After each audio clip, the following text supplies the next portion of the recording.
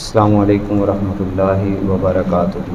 الحمد للہ رب العالمین والصلاة والسلام علی رسولہ الکریم، فاعوذ باللہ من الشیطان الرجیم، بسم اللہ الرحمن الرحیم۔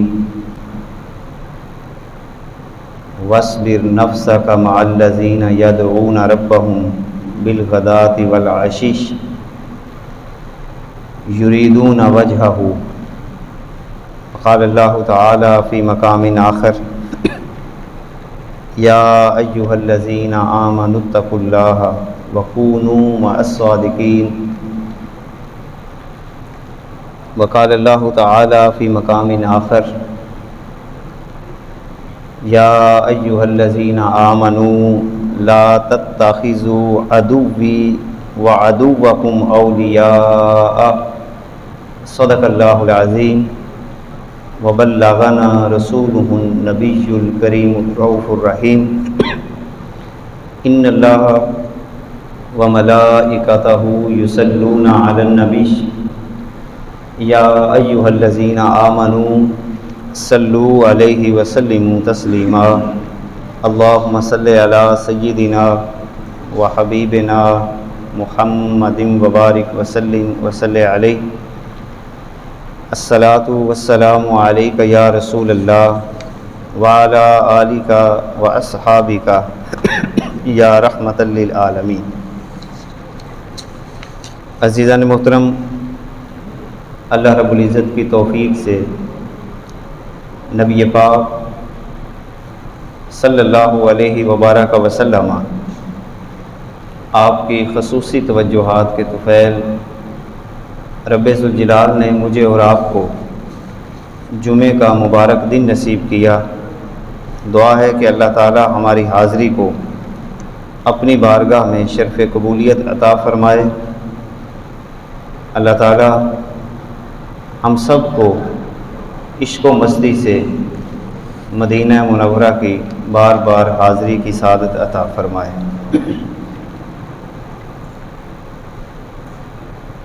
اللہ تعالیٰ نے انسان کی ہدایت کے بہت سارے ذرائع بنائے ہیں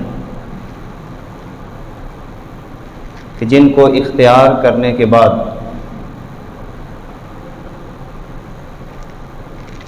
انسان کے دل کے اندر اللہ تعالیٰ کی محبت پیدا ہوتی ہے، اللہ تعالیٰ کی ذات کے ساتھ تعلق بنتا ہے۔ ان ذرائع میں سے ایک ذریعہ، جس کو بنیادی ذریعہ بھی کہہ لیں تو بے جا نہ ہوگا، کہ انسان کا دوست، انسان کا ساتھی، انسان کی نشست، یہ انسانی زندگی کے اندر انتہائی اہمیت کی حامل ہے۔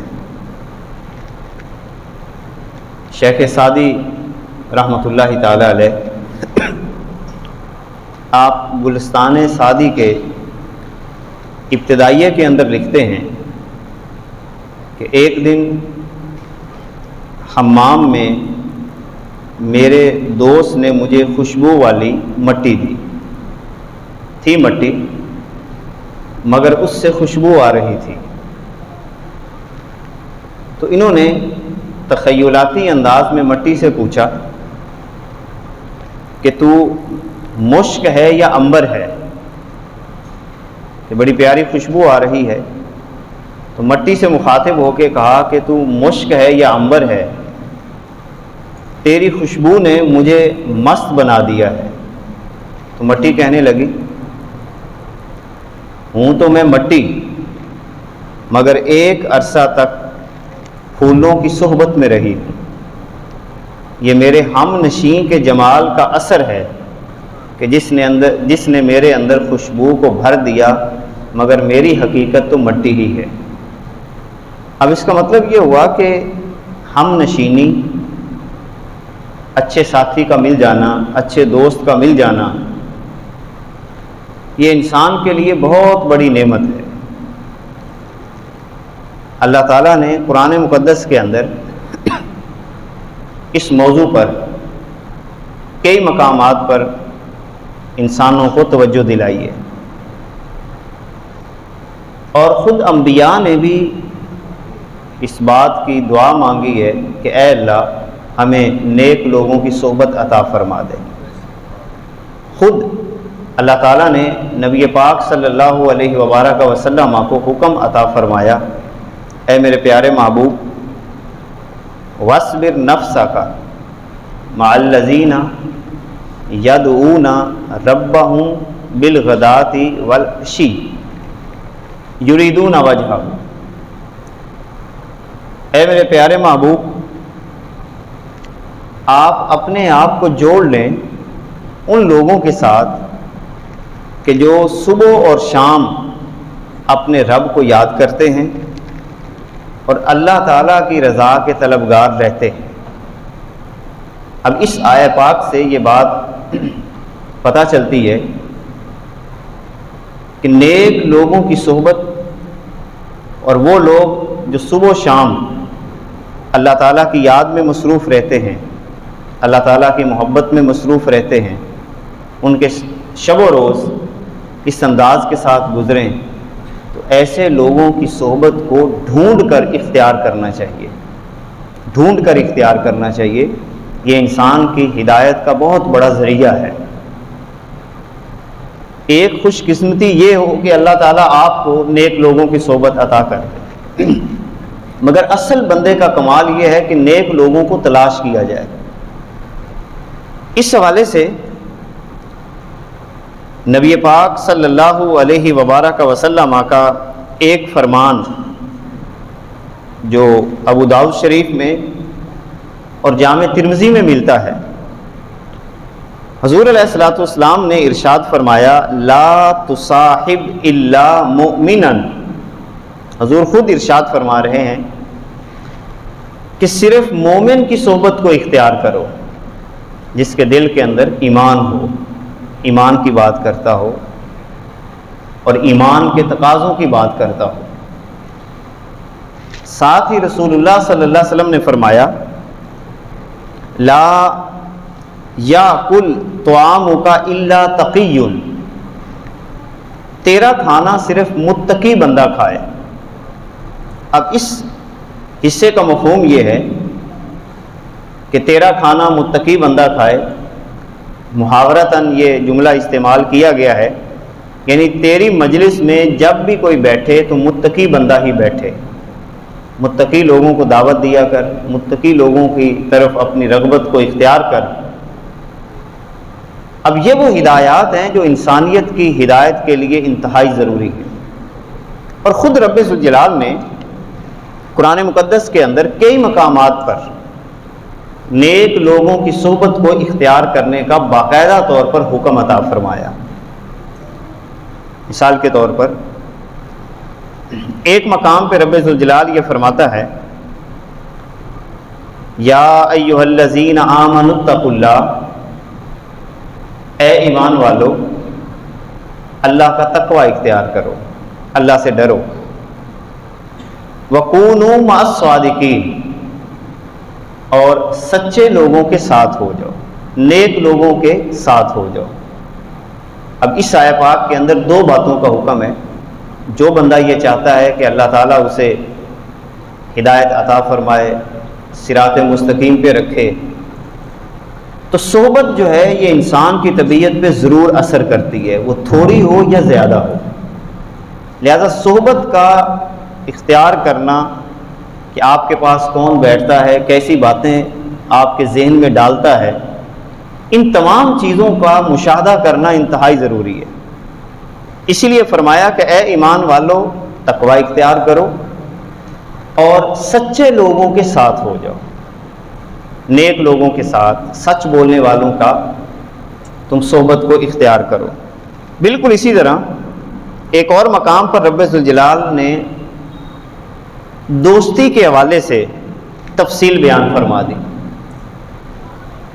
اور یہ بات واضح کر دی ایمان والوں پر کہ اس دنیا کے اندر ایک مومن کے دوست کتنے ہو سکتے ہیں، ایک ہو، دو ہوں، تین ہوں، چار ہوں، پانچ ہوں۔ اس دنیا میں رہتے ہوئے دوست کس کو بنایا جائے؟ اللہ تعالیٰ نے انما کے لفظ کے ساتھ اس کو بند کیا ہے، یعنی مطلب اس کا یہ ہے کہ اس کے علاوہ مومن کا کوئی دوست ہو ہی نہیں سکتا۔ انما ولیکم اللہ، سب سے پہلی بات اللہ تعالیٰ نے یہ فرمائی کہ تمہارا دوست صرف اللہ ہے، یعنی سب سے پہلے ہمیں دوست کس کو بنانا ہے؟ اللہ تعالیٰ کی ذات کو۔ اب اللہ کو دوست بنانے کا کیا مطلب ہے؟ جس طرح میں اور آپ اپنے دوست کے ساتھ کھلی بات کر لیتے ہیں، گپ شپ لگا لیتے ہیں، دل کی آرزوئیں پیش کرتے ہیں، بالکل اسی طرح اللہ تعالیٰ کی ذات کے ساتھ اپنے دل کی باتوں کو پیش کیا جائے، یعنی سب سے پہلے اپنا دکھ، اپنا درد، اپنے دل کی کیفیت یہ اپنے مالک کے سامنے پیش کی جائے۔ تو دوستی کا جو سب سے پہلا فرد ہے وہ اللہ تعالیٰ ہے۔ پھر فرمایا وَرَسُولُهُ، تمہارا دوست اللہ کا رسول ہے، یہ دوسرا نمبر بتا دیا۔ اور تیسرے نمبر پہ فرمایا وَالَّذِينَ آمَنُوا، اور وہ لوگ تمہارے دوست ہیں جو ایمان لائے، اور ایمان لانے کے بعد ان کا کردار کیا ہے؟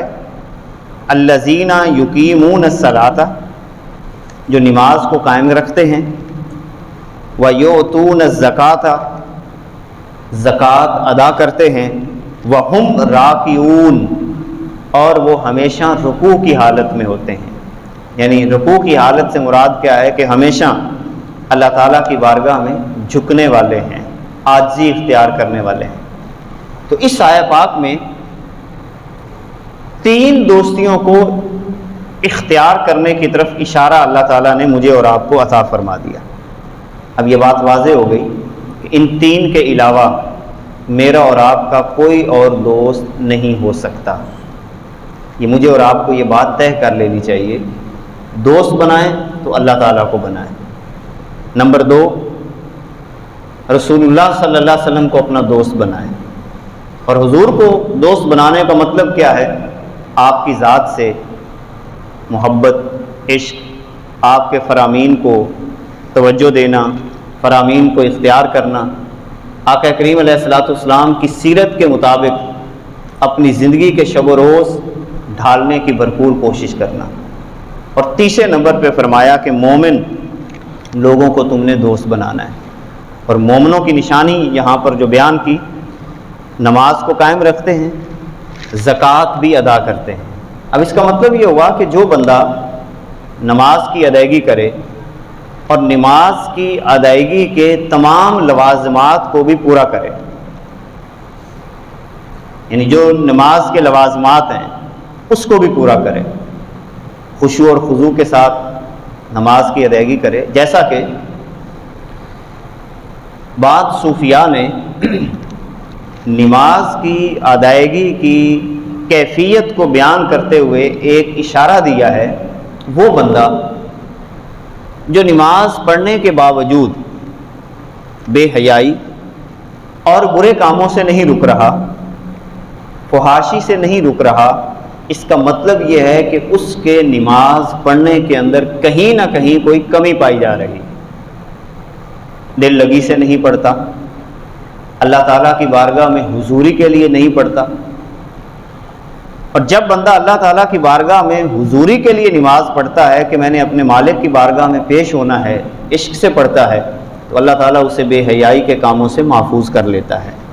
اور تیسری بات جو یہاں پہ فرمائی کہ وہ لوگ جو اللہ کی بارگاہ میں عاجزی اختیار کرنے والے، عاجز لوگ جو اللہ کے حکموں کے آگے سر جھکانے والے، ایسے افراد کو اپنا دوست بنایا جائے، جو سرکش ہوں، اللہ کے حکموں کے آگے سر اٹھانے والے ہوں، اللہ کے حکموں کی پائمالی کرنے والے ہوں۔ فرمایا کہ ایسے لوگ تمہارے دوست نہیں ہو سکتے۔ اب اس کا ذکر بھی اللہ تعالیٰ نے ایک مقام پہ کیا ہے، 2 آیات بلکہ 3 آیات اس سلسلہ میں بطور حوالہ آپ کے سامنے پیش کرتا ہوں کہ جس میں اللہ تعالیٰ نے جن جن افراد کی دوستی سے منع فرمایا ہے، اب اس میں سب سے پہلی آیت جس میں اللہ تعالیٰ یہ اشارہ فرما رہا ہے، یا ایھا الذین آمنوا، اے ایمان والو، لا تتخذوا الذین اتخذوا دینکم ہزوا ولعبا، اے ایمان والو ایسے لوگوں کو دوست مت بناؤ کہ جنہوں نے تمہارے دین کو ہنسی بنایا، یعنی دین کا مذاق اڑاتے ہیں، دین کے احکامات کا مذاق اڑائیں، جو نظام اللہ تعالیٰ نے عطا کیا اور رسول اللہ صلی اللہ علیہ وسلم نے بیان فرمایا وہ اس کا مذاق اڑاتے ہیں، نماز کا مذاق اڑائیں، روزے کا اڑائیں، دینی مزاج کا مذاق اڑائیں، دینی لہجے کا مذاق اڑائیں۔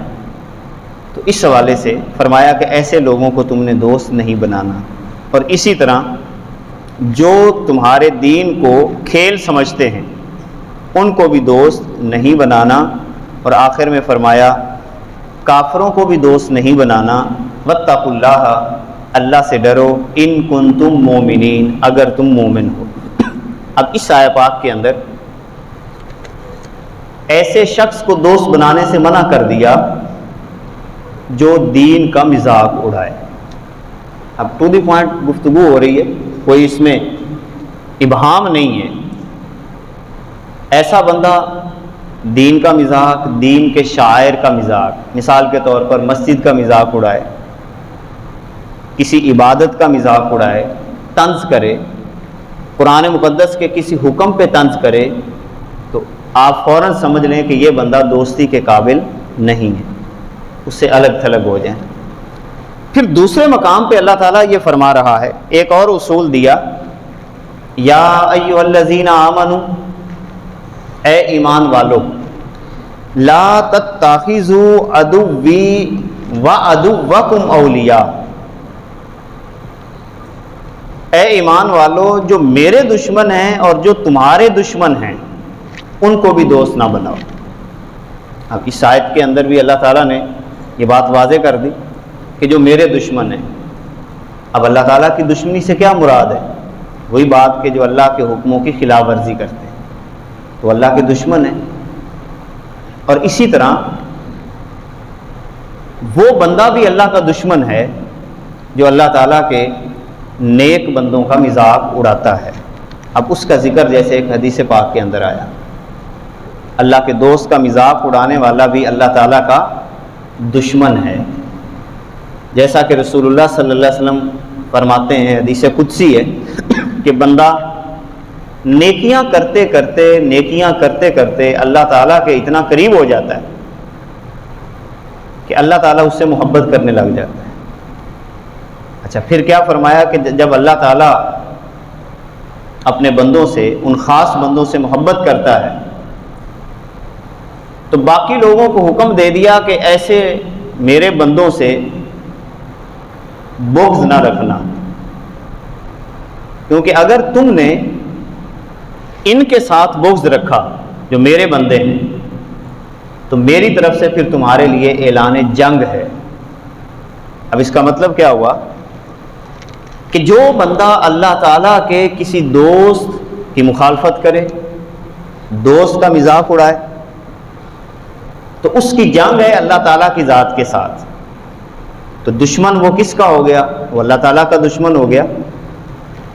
اب جو بندہ اس کا ساتھ دے گا تو اس کا مطلب یہ ہوا کہ دشمن کا دوست بھی دشمن ہوتا ہے۔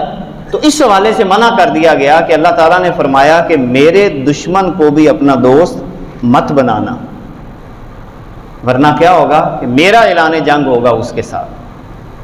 اب یہ دو آیات ہمارے سامنے آ گئیں کہ جن میں اللہ تعالیٰ نے بعض لوگوں کی دوستی سے منع فرمایا، اور اگلی آیت تو اس سے بھی زیادہ تفصیلی ہے۔ آپ حیران ہوں گے اس آیت کے اوپر بھی کہ اللہ تعالیٰ دوستی کے حوالے سے میرے اور آپ کے ذہن کو کتنا سنجیدہ بنانا چاہتا ہے، جس کو ہم غیر سنجیدگی کے اندر اپنی زندگی کو وہاں پر آگے بڑھا دیتے ہیں۔ کوئی بات نہیں، کسی کی مجلس میں بیٹھنا جو گناہ کی بات کرتا ہو، زیادتی کی بات کرتا ہو، ہم پسند کرتے ہیں بعض دفعہ، بلکہ بعض دفعہ خدا نخواستہ لطف اندوز ہونے کے لیے ایسی محافل میں جاتے ہیں کہ جہاں پر کسی کا مذاق اڑایا جاتا ہو، کسی کی حد تک کی جاتی ہو، تو باقاعدہ طور پر ہم ایسی مجالس کو اختیار کرتے ہیں۔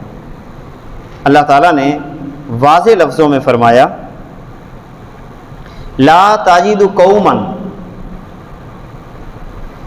یؤمنون باللہ والیوم الآخر یوادون من حاد اللہ ورسولہ ولو كانوا آباءهم او ابناءهم او اخوانهم او عشیرتهم۔ انتہائی اہم آیت ہے انسانی زندگی کی، انتہائی اہم آیت۔ اللہ تعالیٰ فرماتا ہے کہ اے میرے پیارے محبوب، آپ ان بندوں کو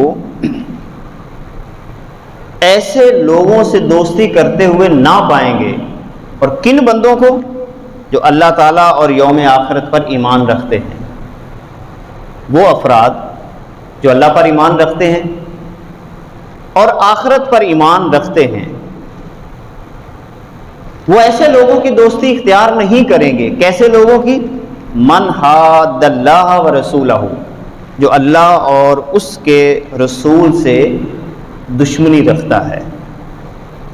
تو مومن ایسے لوگوں کو دوست نہیں بناتا، چاہے اب اگلے جو 4 رشتے اللہ تعالیٰ نے یہاں پر ذکر کیے ہیں، چاہے وہ 4 رشتے جو ہیں وہ کون کون سے ہوں؟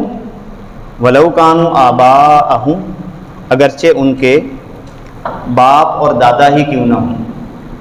اس کا مطلب کیا ہوا کہ اگر کسی شخص کا باپ، کسی شخص کا والد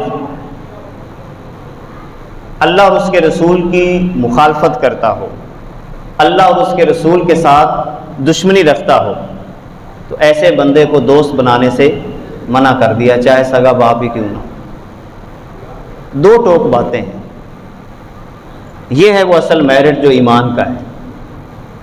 فرمایا کہ اگر تمہارا سگا باپ ہی اللہ اور اس کے رسول کی مخالفت کرتا ہو تو باپ کو بھی دوست نہیں بنانا۔ نمبر 2، وَأَبْنَاءَهُمْ، اگرچہ ان کے بیٹے ہی کیوں نہ ہوں۔ اب اس کا مطلب یہ ہوا کہ اگر کسی شخص کا بیٹا اللہ اور اس کے رسول کی مخالفت کرتا ہو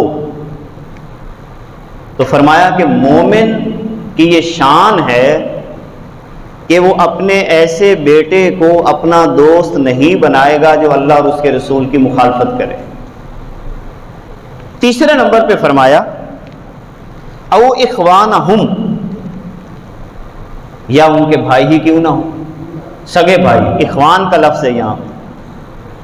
فرمایا کہ اگر ان کے سگے بھائی ہوں تو مومن اپنے سگے بھائی کو جو اللہ اور اس کے رسول کی مخالفت میں چلتا ہے دوست نہیں بنائے گا۔ او عشیرتہم، یا چاہے اس کا قریبی رشتہ دار ہی کیوں نہ ہو، ان کو بھی اپنا دوست نہیں بنائے گا۔ اب یہ آیت ہی اگر ہم اپنی زندگی کا حصہ بنا لیں تو میرا یہ خیال ہے کہ انسان کی ہدایت کے لیے یہی کافی ہے۔ مگر یہ معیار بنانے کے لیے بندے کا ایمانی طور پر مضبوط ہونا انتہائی ضروری ہے۔ یہ بات دو ٹوک لفظوں میں کرنی چاہیے، اس میں کوئی ابہام نہیں ہے، چاہے سگا باپ ہو، چاہے اولاد ہو، چاہے آپ کے دوست احباب ہوں، سگے بھائی ہوں، جہاں پر اللہ اور اس کے رسول کی مخالفت آ رہی ہو تو بغیر جھجک کے اپنا موقف پیش کر دینا چاہیے۔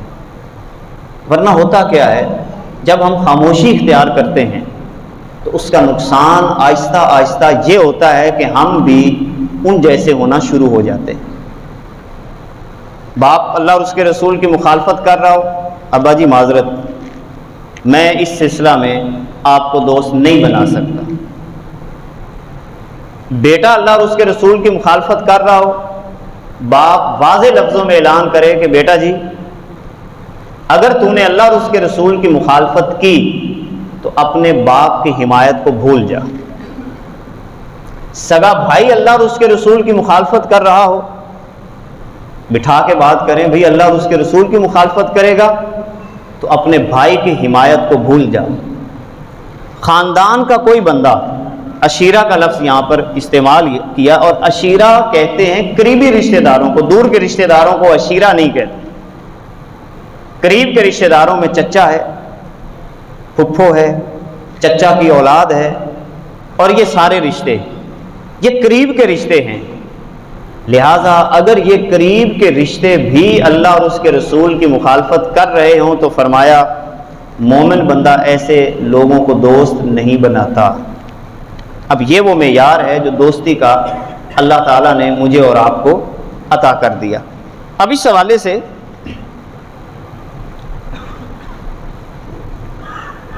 ایک بڑی پیاری بات جو کشف المحجوب میں حضور سیدنا علی بن عثمان المعروف داتا علی حجویری رحمۃ اللہ تعالی علیہ نے لکھی، اور آپ نے اس موضوع پر یعنی دوستی کے موضوع پر 4 ابواب کشف المحجوب میں لکھے ہیں، 4 باب، 4 چیپٹر لکھے ہیں باقاعدہ دوستی کے بارے میں، کہ آپ کا دوست کیسا ہو، اس کی سوچ، فکر، انداز زندگی کیسا ہو، پوری تفصیل بیان کی ہے حضور سیدنا داتا علی حجویری رحمۃ اللہ تعالی علیہ۔ ان میں ایک بات جو آپ نقل کرتے ہیں، آپ فرماتے ہیں کہ ایک مرد طواف کر رہا تھا، حضور داتا علی حجویری رحمۃ اللہ تعالی علیہ، آپ فرماتے ہیں کہ بیت اللہ کا طواف ایک بندہ کر رہا تھا اور دعا یہ مانگ رہا تھا اللہم اصلح اخوانی، اے اللہ میرے بھائیوں کو نیک بنا دے۔ بار بار یہ دعا مانگ رہا ہے، تکرار کے ساتھ یہ دعا مانگ رہا ہے کہ اے اللہ میرے بھائیوں کو نیک بنا دے، میرے دوستوں کو نیک بنا دے۔ تو اس سے کسی نے کہا کہ اپنے لیے دعا نہیں کر رہا، اپنے بھائیوں کے لیے دعا کر رہا ہے، اپنے لیے کیوں نہیں دعا کر رہا؟ اس نے جواب دیا اے میرے پیارے بھائی، جب میں ان میں جاؤں گا، واپس اپنے بھائیوں کے پاس جاؤں گا اور وہ نیک ہوں گے، ان کی طبیعت میں صالحیت ہوگی، تو ان کی صحبت کی وجہ سے اللہ تعالیٰ مجھے بھی نیک بنا دے۔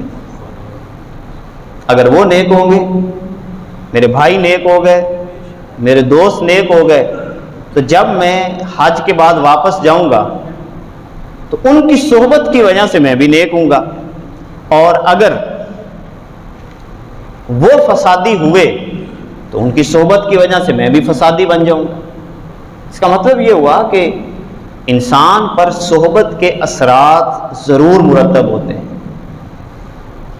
ہر ایسا شخص جن کا تذکرہ یہاں پہ اللہ نے پوری تفصیل سے بیان کر، اللہ کا دشمن، اللہ کے حکموں کی نافرمانی کرنے والا، وہ باپ ہو، بیٹا ہو، بھائی ہو، آپ کا کوئی رشتہ دار ہو۔ اب دیکھیں قریبی کا ذکر کر دیا تو بعیدی تو پھر سارے کے سارے اس میں آ گئے، دوست تو پھر بڑی دور کی بات ہو گئی نا۔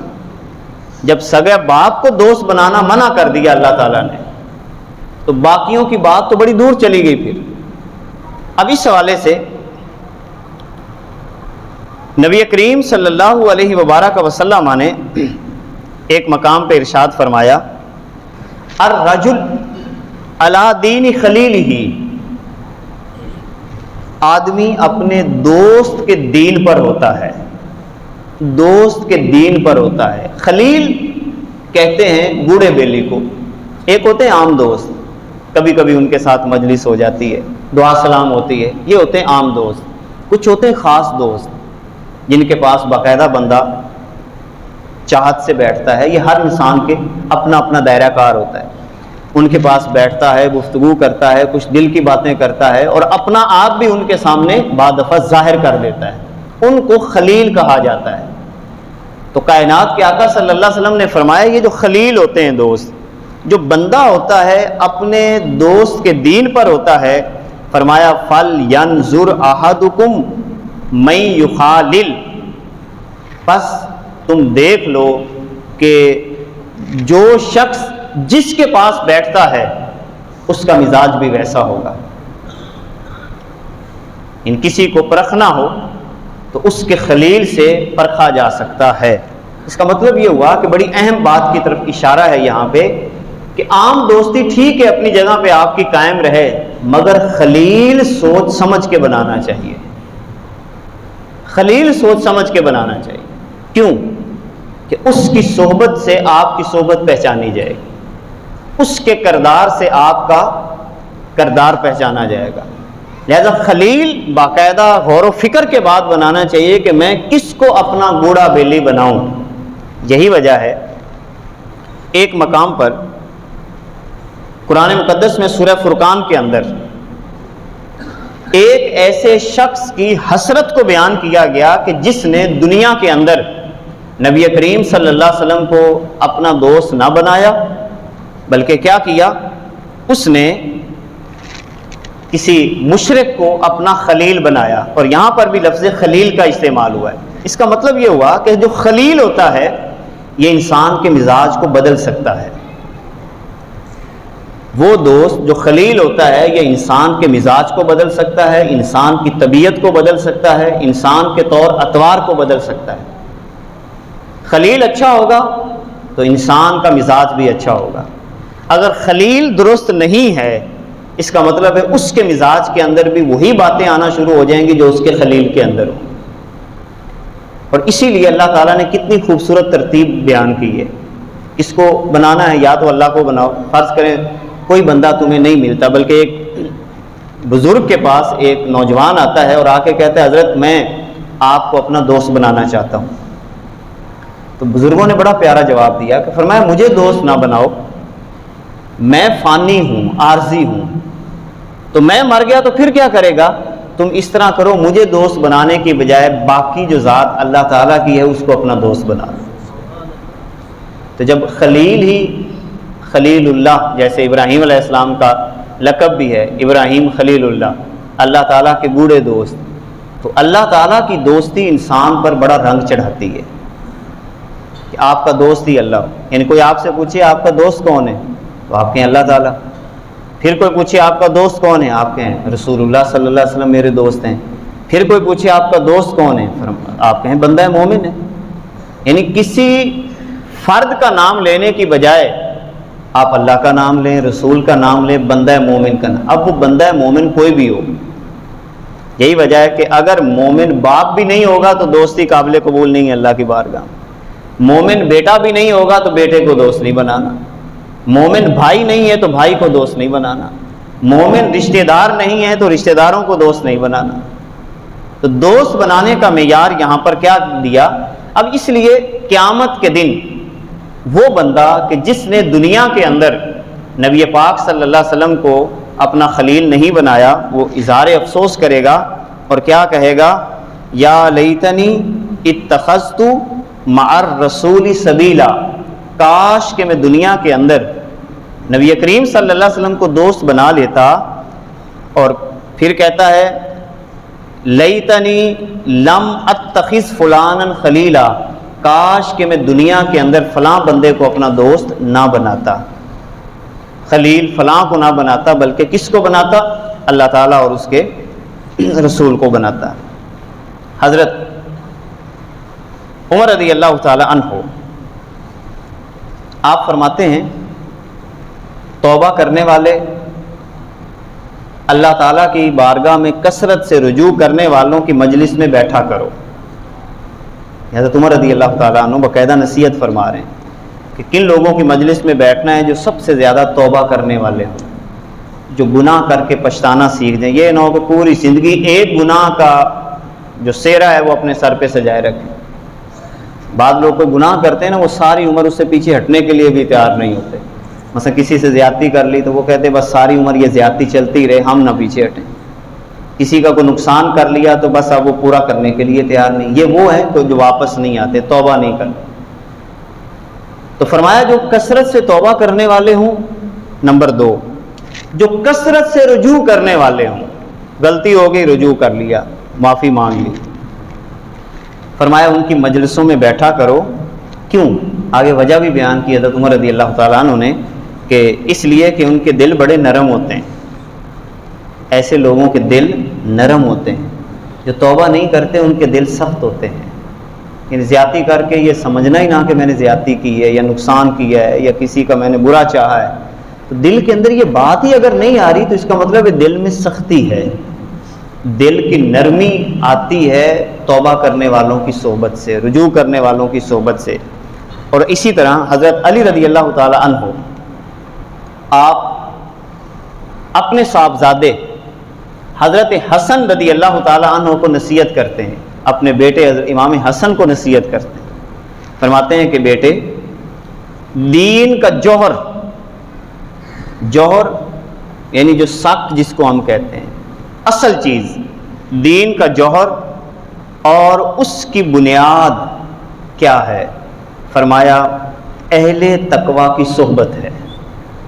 اتنی بڑی بات حضرت علی رضی اللہ تعالی عنہ نے اپنے بیٹے امام حسن کو بتائی کہ دین کا اگر جوہر نکالا جائے، دین کی اصل کو نکالا جائے، دین کی بنیاد کو نکالا جائے تو وہ کیا ہے؟ اہل تقوی کی صحبت. جو متقی لوگ ہوں ان لوگوں کے پاس، یہی دین ہے. کتنی خوبصورت بات. دین ہی یہی ہے کہ نیک لوگوں کے پاس بندہ بیٹھنا شروع کر دے. بس یہی دین ہے. جو نیک لوگوں کے پاس بیٹھنا شروع کر دے گا اس کا دین خود بخود سیدھا ہوگا. جو بیٹھتا ہی نہیں نیک لوگوں کے ساتھ، جو غیر متقی لوگوں کی صحبت میں بیٹھتا ہے، وہ افراد جن کا ذکر اللہ تعالیٰ نے باقاعدہ پیچھے کیا، اللہ اور اس کے رسول کی مخالفت کرنے والے، مذاق اڑانے والے، بیہودہ لہجہ اختیار کرنے والے، گناہوں پہ توبہ نہ کرنے والے، اور پھر اللہ تعالیٰ نے 4 قریبی رشتوں کا ذکر کر کے مینشن کر دیا کہ وہ تمہارا سگا باپ ہو، سگا بیٹا ہو، سگا بھائی ہو یا قریبی رشتہ دار ہی کیوں نہ ہو، ایسے لوگوں کو تم نے دوست نہیں بنانا. حضرت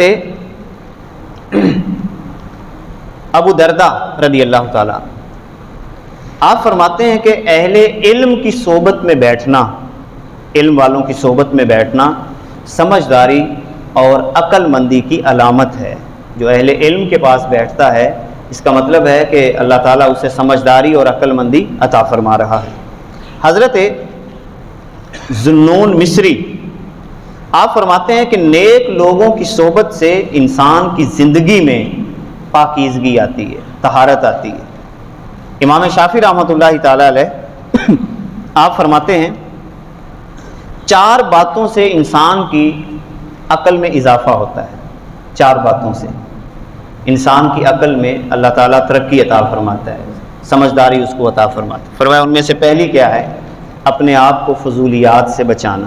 جو چیزیں بھی فضول ہیں، جو اللہ اور اس کے رسول کو پسند نہیں ہیں، فضول محفل، فضول بات، فضول کام، ان سے اپنے آپ کو بچانا. نمبر 2، مسواک کا اہتمام، کہ اپنے دانتوں کی پاکیزگی، منہ کی پاکیزگی.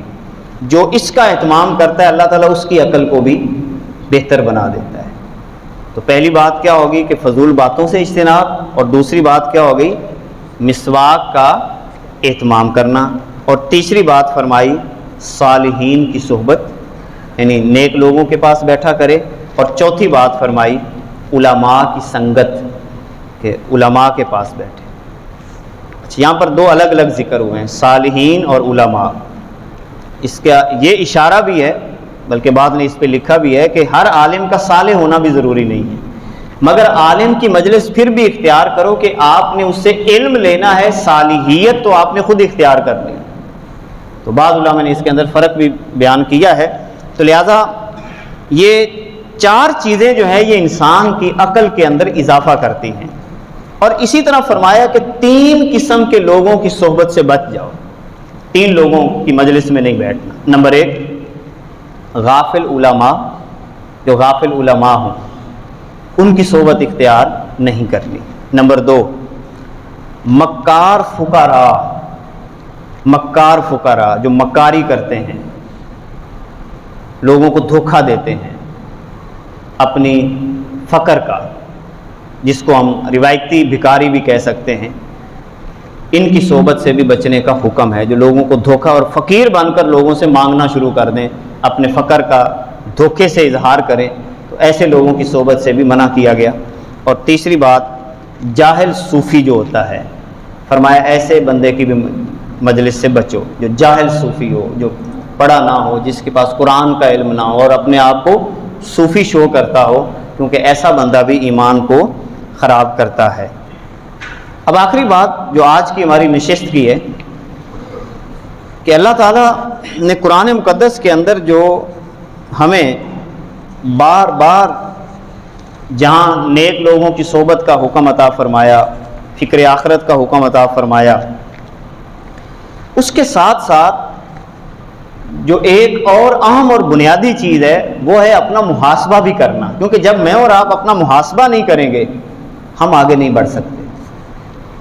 اور محاسبہ جو ہے وہ ہر پہلو سے کرنا، اپنے زبان کا محاسبہ، لہجے کا محاسبہ، اپنی انداز زندگی کا محاسبہ، دل کا محاسبہ۔ حضرت سفیان ثوری فرماتے ہیں، بڑی پیاری بات آپ نے فرمائی کہ میں نے زندگی کے اندر اپنی نیت سے زیادہ کسی اور چیز کا علاج نہیں کیا۔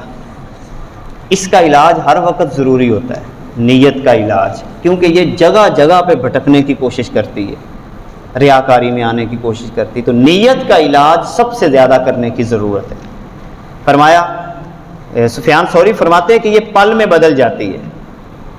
حضرت فضیل بن عیاض کہتے ہیں کہ میں نے عمل میں نیت کے بارے میں امام احمد بن حنبل سے پوچھا کہ نیت کیسے ہوتی ہے، تو انہوں نے کہا کہ عمل کرتے ہوئے اپنے نفس کا علاج کرے اور عمل سے لوگوں کی خوشنودی مراد نہ ہو بلکہ اللہ تعالیٰ کو راضی کرنا مقصد ہو۔ یہ اصل نیت یہ ہوتی ہے کہ میں اللہ تعالیٰ کو راضی کر رہا ہوں، لوگوں کو راضی نہیں کرنا۔ اسی طرح طبرانی کے اندر ایک روایت ہے کہ مومن اپنی بول چال کا بھی محاسبہ کرتا ہے، اپنی زبان کو غلط اور حرام گفتگو سے بچانے کے لیے اس کو بے لگام نہیں کرتا بلکہ اس کی حفاظت کرتا ہے، اور اس کو یاد رکھنا چاہیے کہ دو فرشتے اس کی ہر بات کو لکھ رہے ہیں، جن کا ذکر اللہ تعالیٰ نے قرآن مقدس کے اندر کیا، وَإِنَّ عَلَيْكُمْ لَحَافِظِينَ کِرَامًا کاتبین یعلمون ما تفعلون، کہ تم پر کرامن کاتبین ہیں، تمہارے ایک ایک عمل کی تحریر جو ہے وہ اپنے پاس لکھ رہے ہیں۔ حضرت ابو سعید خدری رضی اللہ تعالیٰ عنہ آپ نے فرمایا کہ دلوں کی 4 قسمیں ہیں، رسول اللہ صلی اللہ علیہ وسلم سے روایت کرتے ہیں کہ دلوں کی 4 قسمیں ہیں۔ پہلی قسم جو شبہات سے خالی دل، بالکل تر و تازہ، اور پھر حضور فرماتے ہیں کہ اسے تر و تازہ رکھنے کے لیے اس میں نور موجود ہوتا ہے، اور یہ مومن کا دل ہے۔ اللہ تعالیٰ ایسے دل کے اندر ایک خاص نور پیدا کرتا ہے جو ایسے دل کو تر و تازہ رکھتا ہے۔ دوسرا ہے پردوں میں لپٹا ہوا دل، یہ کافر کا دل ہوتا ہے جس کو کوئی سمجھ ہی نہیں آتی۔ تیسرے نمبر پہ ہے الٹا دل، یہ منافق کا دل ہوتا ہے۔ اور چوتھے نمبر پہ وہ دل جس میں ایمان اور نفاق دونوں، کبھی مومن ہو جاتا ہے اور کبھی منافق ہو جاتا ہے۔ تو ہمیشہ پہلے دل کی دعا اللہ تعالیٰ کی ذات سے مانگنی چاہیے کہ اے اللہ ہمارے دلوں کو مکمل طور پر صاف ستھرا بنا دے۔ گویا کہ آج کی اس نشست میں ہم نے پہلی بات جو تفصیل کے ساتھ سمجھی وہ کیا ہے کہ ہم اپنی صحبت کو پاکیزہ بنائیں، صحبت کا ایک معیار مقرر کریں۔ اگر کوئی اچھی صحبت نہیں مل رہی تو اس کا بھی بڑا آسان طریقہ ہے کہ آپ کسی کی صحبت اختیار نہ کریں، پھر آپ تنہا ہو جائیں، الگ ہو جائیں، اور اللہ تعالیٰ سے بس باتیں کیا کریں، رسول اللہ صلی اللہ علیہ وسلم سے باتیں کیا کریں۔ یہ 2 باتیں ہیں، اور ایسا نہیں ہے کہ آپ کو نیک لوگ نہ ملیں، ایسا نہیں ہے۔ یہ ہمارے ہاں ایک جملہ بعد دفعہ بول دیا، آج کل نیک کتوں ملتے ہیں؟ جناب بڑے بڑے نیک پڑے ہیں، صالحین متقی لوگ جو اتنا بھی خیال رکھتے ہیں کہ یار میری وجہ سے کسی کو اتنی سی بھی تکلیف ہو جائے تو ان کے دل کے اندر ایک عجیب سی کیفیت پیدا ہو جاتی ہے، جو ڈرنے والے ہیں اللہ تعالیٰ سے، مگر ڈھونڈنے سے مل جاتے ہیں۔ آپ ڈھونڈیے، باقاعدہ ڈھونڈیے، اپنی اصلاح کے لیے ایسے لوگوں کے پاس باقاعدہ بیٹھنے کے لیے جایا کریں، اور کچھ نہ کریں، صرف زیارت کے لیے چلے جایا کریں۔ چند باتیں آپ کو ضرور مل جائیں گی۔ ان کی خلوت میں کبھی کبھی بیٹھ جایا کریں، جب وہ خلوت میں بیٹھے ہوں تو آپ کو وہاں سے بھی کچھ نہ کچھ ضرور ملے گا۔ یہ عارضی سی زندگی کو خوبصورت بنانے کا سب سے بہترین راستہ اور طریقہ یہ ہے کہ نیک لوگوں کی صحبت کو اختیار کیا جائے۔ اللہ تعالی ہمیں عمل کی توفیق دے۔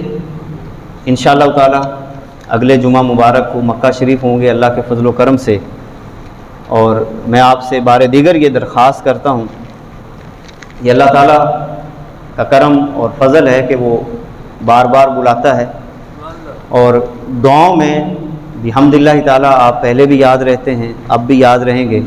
آپ سے درخواست یہ ہے کہ آپ مجھے دعاؤں میں یاد رکھیں گے، قبولیت کی حاضری ہو، محبت کی حاضری ہو، اور میدان عرفات، مینا، مزدلفہ کی جو رات ہے اس کے اندر جو دعائیں مانگی جائیں اللہ تعالیٰ وہ دعائیں اپنی بارگاہ میں وہ قبول کرے۔